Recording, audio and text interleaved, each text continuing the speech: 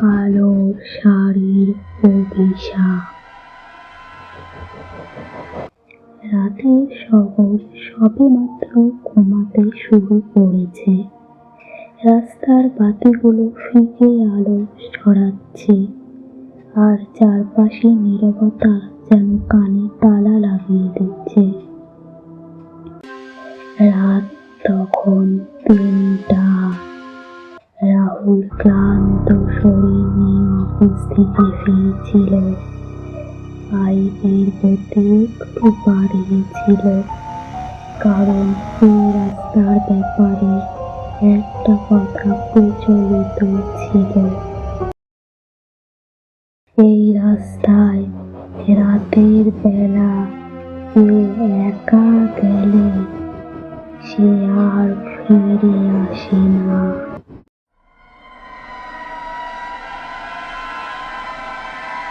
হঠাৎ রাহুল দেখতে পেল রাস্তার মাঝে একটা মহিলা দাঁড়িয়ে আছে।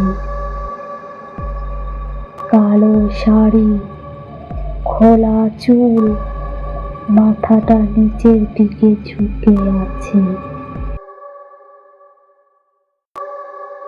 সেই ভয়ঙ্কর মহিলা এগিয়ে আসছে। হঠাৎ বাতিগুলো নিভে গেল। রাহুল চিৎকার করতে লাগলো, কিন্তু তার গলা দিয়ে কোনো আওয়াজ বের হলো না।